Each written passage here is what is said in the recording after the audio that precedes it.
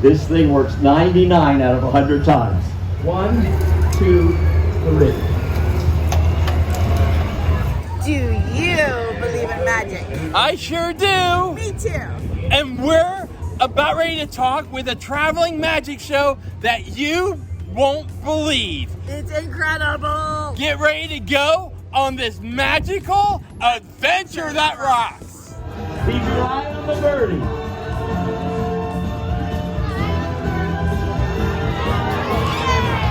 Good evening, ladies and gentlemen, boys and girls, and welcome to our show.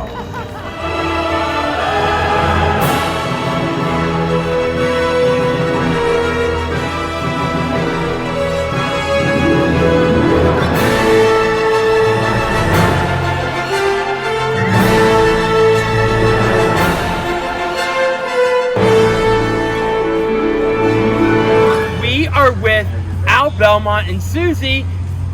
I'd love to hear a little bit more about your show for those who have never seen it and how fun it is to bring magic alive again. Well, we love doing it, Rock. We try to give folks a show like they would see if they were in a Broadway theater. If they saw one of the grand old touring shows of Blackstone or Doug Henning or David Copperfield when he was on the road. To do that, we've had to create a whole portable theater to accomplish that. But so we want them to have fun.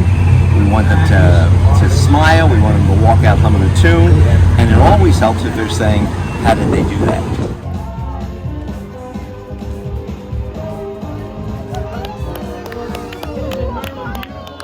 And my favorite kind of magic is still the kind of magic where I get a chance to get up close to everybody and do something right in the middle of the whole audience. So I'm going to do a little mystery for you folks that uses a few pieces of rope. Next, I'll take the medium length piece of rope and do the same thing with that. But I think we don't want a long piece to feel lonely. We'll make that part of the group.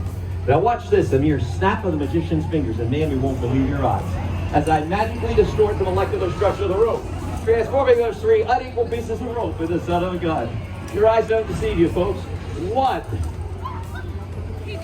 2, 3 equal pieces of rope. Well, thank you.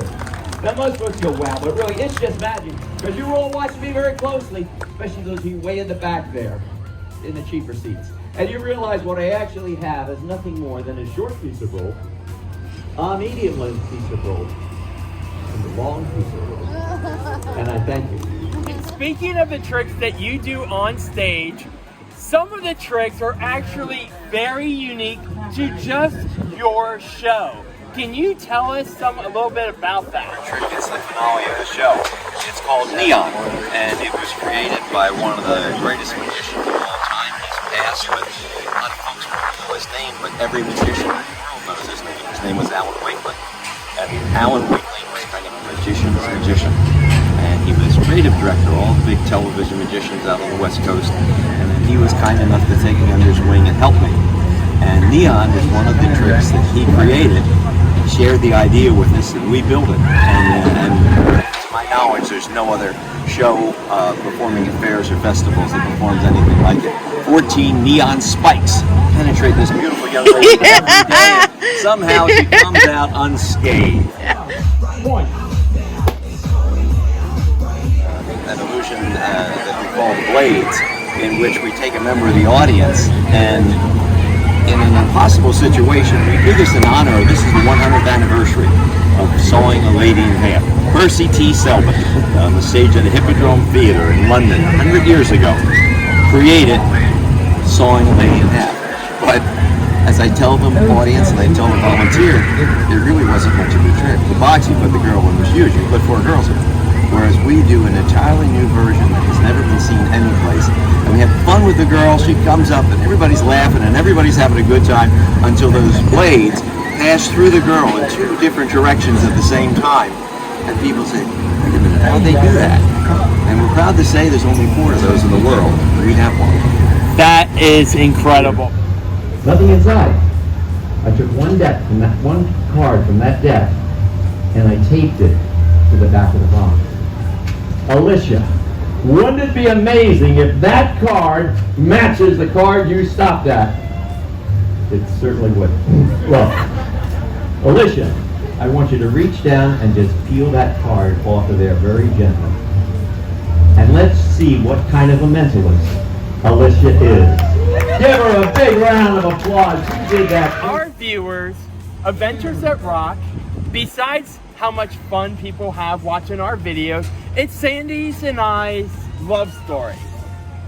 Much like as we've been listening to you and watching your many shows throughout the fair, all the stories you mention are true.